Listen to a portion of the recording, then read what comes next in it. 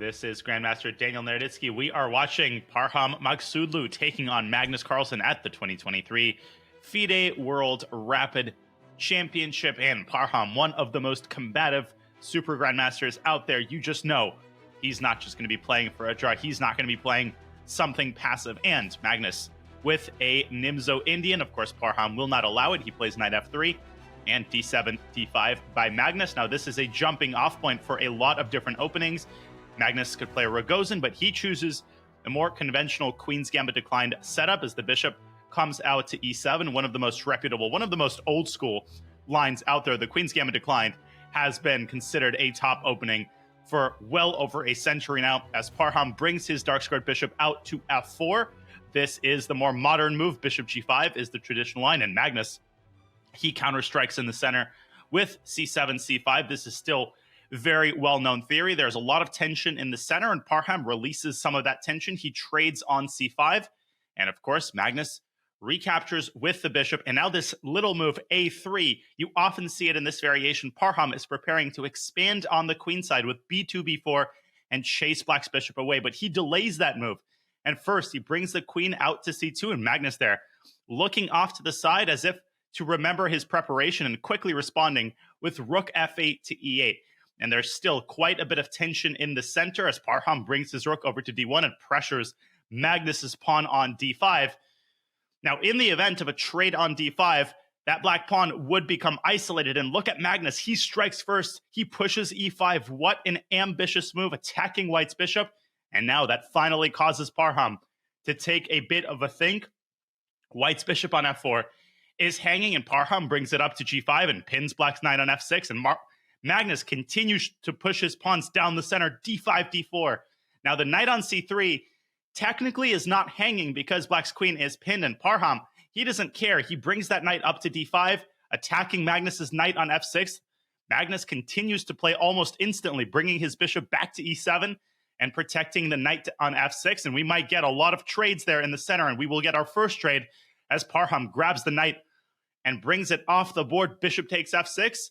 Magnus obviously recaptures with the bishop, and Parham finally brings the rest of his kingside pieces out. Bishop to d3, attacking Magnus's pawn on h7. The response is very natural, g6, blunting that queen-bishop battery that was staring at the h7 pawn. And is it time for Parham to take his king out of the center? Not yet. First, he trades for Magnus's bishop on f6, eliminating Magnus's bishop pair. And looks like a pretty solid position here for Carlsen. He's got that really nice pawn wedge that he's driven into the center with pawns on e5 and d4, but Parham has situated his bishop on a nice central square, that bishop on e4 lording over Black's position. And so Magnus moves his own bishop out to f5 and offers a trade, and Parham immediately accepts it. Magnus taking back with the pawn. He wants to keep the queens on the board, clearly trying to play for a win. Now, if Parham were to take the pawn on d4, Magnus would likely recapture with his pawn, and that is exactly what he does. E takes d4 is on the board, and if Black now recaptures with a pawn, that will be a check to the White king, and White's king would have to slide over to f1. That would be quite a concession, but Magnus starts by taking on d4 with a knight. Knight takes d4 is on the board. Parham seemed a little bit surprised at that move, and if he goes for the knight trade, if now knight takes d4 happens, well, Magnus will recapture with a pawn, and then White's king will have to slide over to f1, and Black will have a really powerful pass pawn on d4. Parham avoids that scenario. He pushes his queen up to c3, and now he is not yet threatening to take on d4 with the knight. Well, that would simply drop White's queen because e takes d4 would be a discover check to the White king. But maybe Magnus will bring his other rook into the game. Rook a8 to d8 looks pretty natural. Magnus taking a little bit of a think here. Parham's king is still stuck in the center, and what's interesting is that White actually cannot castle. White cannot castle on the next move because there will be a fork on e2, and Magnus brings his rook up to d8, centralizing the rest of his pieces. Looks like a very pleasant position for Black. Parham can't castle. He can't take the knight on d4. He is under a lot of pressure, and that is why he brings his rook up to d2.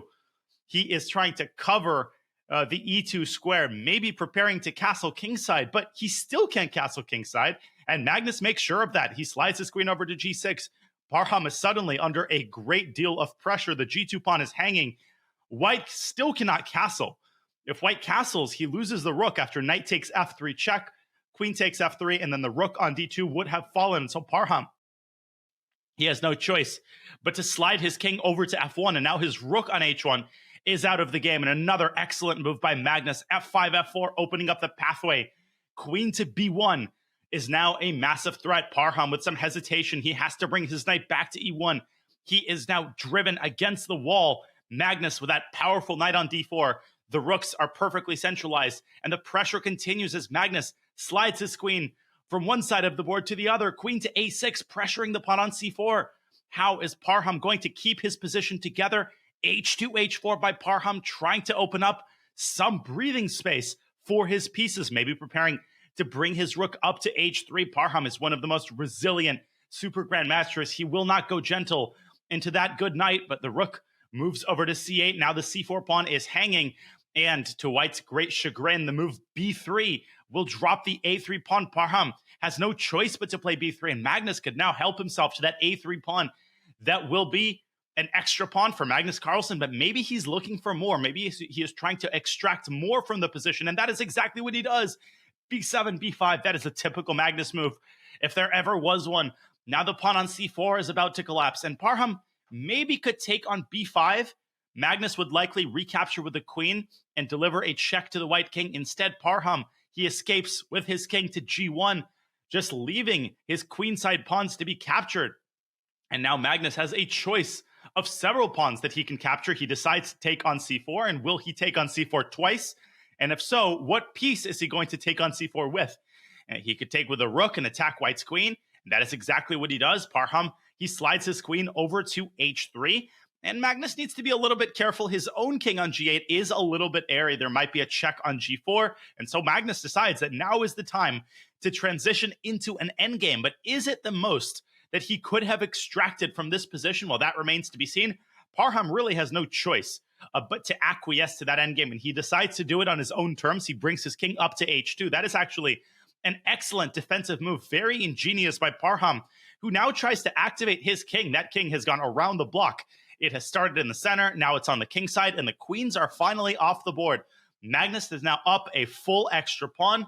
He still has all of the assets of his position, that beautiful centralized knight on d4. He's got rook to c3 check, but that might not win a second pawn. Parham could block with his rook, and instead Magnus sends his e-pawn down the board. Parham is still in dire straits. He might not be checkmated imminently, but he's down a pawn. Magnus is pushing his central superiority down the board, and f3 by Parham. Maghsoodloo trying to slow down Black's pawn phalanx. How is Magnus going to respond to that move? e3, now a protected pass pawn by Magnus on e3. As you can see, the arbiter behind Parham and Magnus, he seems pretty disgusted at white's position, but Parham continues to resist. The rook drops back to d1.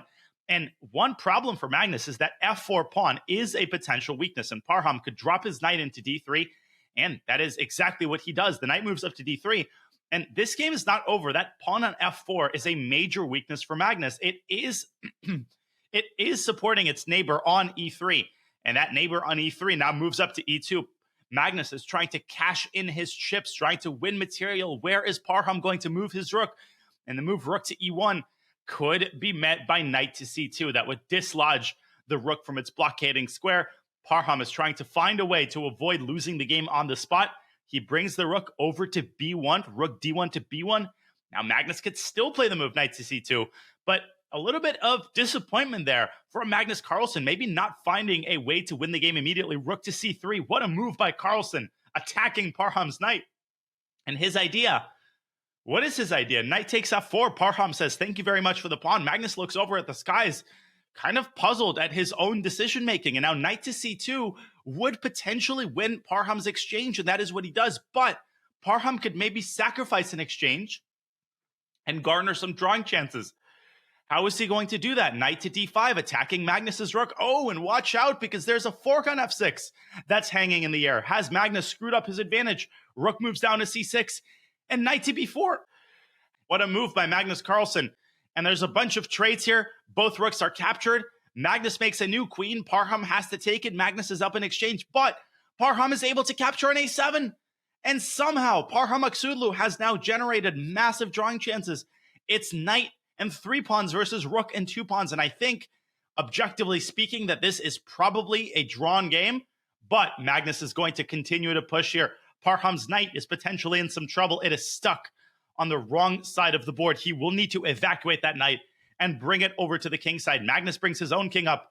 King to f7 is on the board. Parham basically has to sit and do nothing and hope that Magnus cannot break through as the knight moves back to c6, trying to move over to d4. Now the knight seems pretty much safe.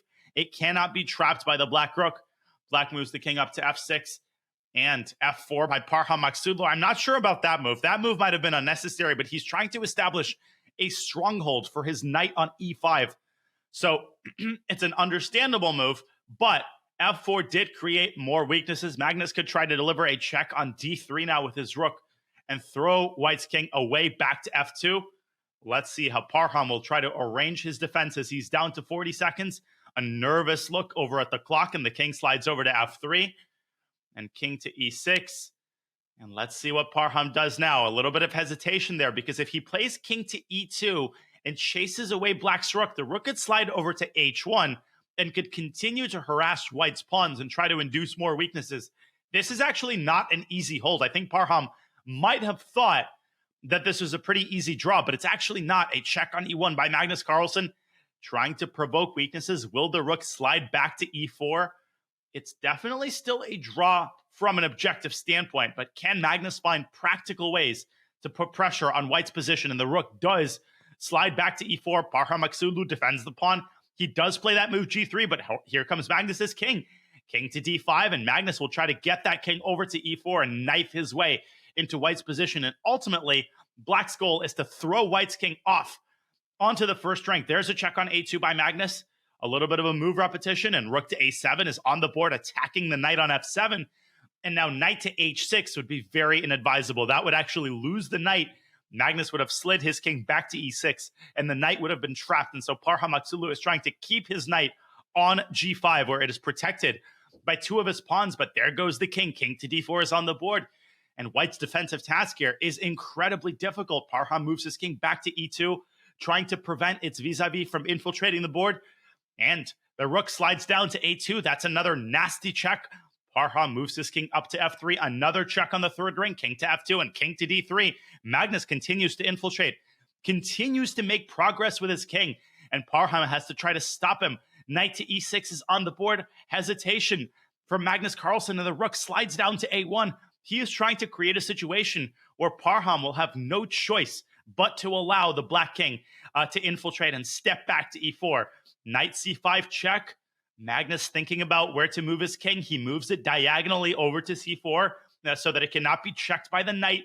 And the knight moves back to e6. That is the square that Parham has chosen to defend from. That knight is going to chill on e6 as long as possible until it is tossed away to g5.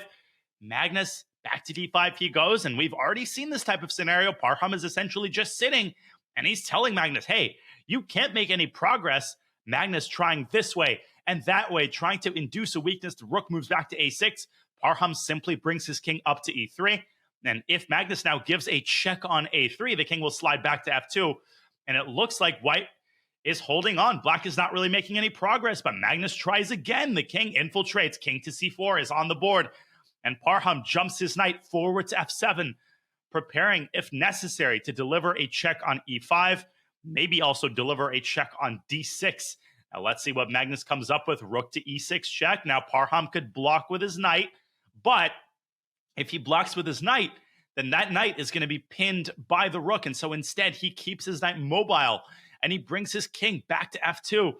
Here comes Magnus. His king once again infiltrates to d3, and he's gotten very close. King to e4. Oh, no. Yes, king to e4 on the board. Parham back to f7 he goes. Now the knight is threatening a fork on g5. Magnus slides his rook back to a6. He's still trying. The king moves up to d3. Can Parham Maghsoodloo continue to defend? Knight back to f7. Hasn't released it yet. Looking, and he's played it. Knight to f7 is on the board, and if Magnus slides his king back to e4, there will be that check on g5, but look at that move, rook to a7. The knight moves back to g5.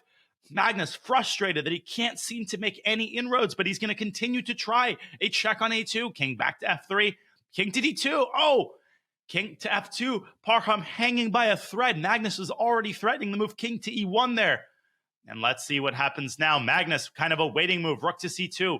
And is Parham Maghsoodloo now in Zugzwang?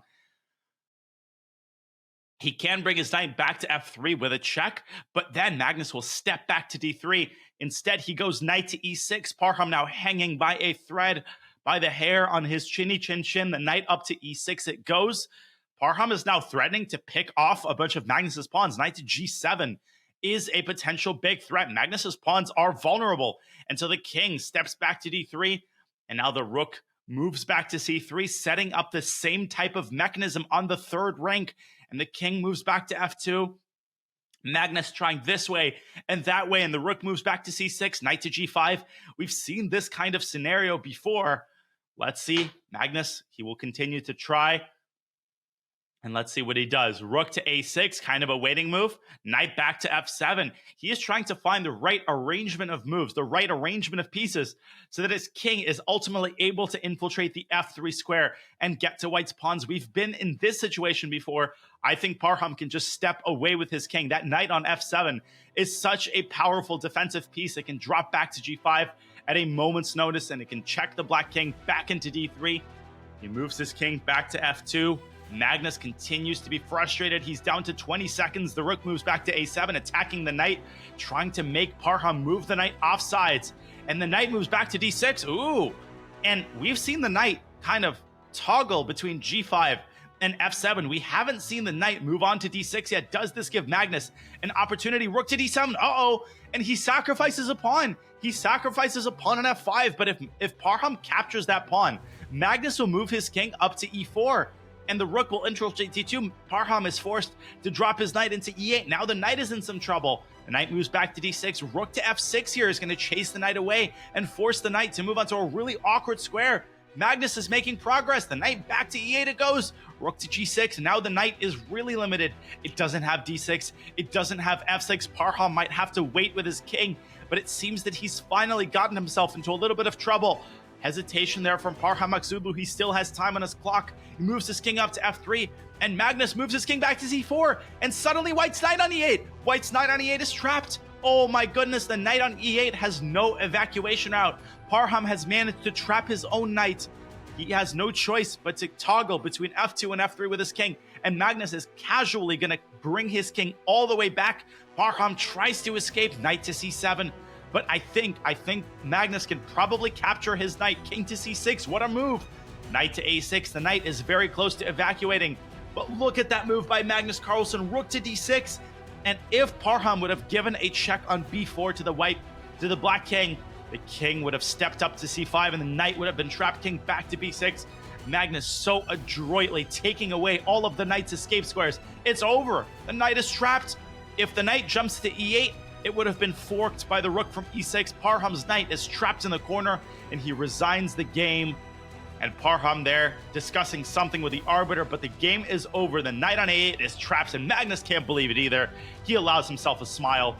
What an effort by Magnus Carlsen to eventually take down Parham Maghsoodloo's resistance. The players are all smiles at the end of the game, and I hope that you have a smile on your face. What a game this was. Thank you so much for watching.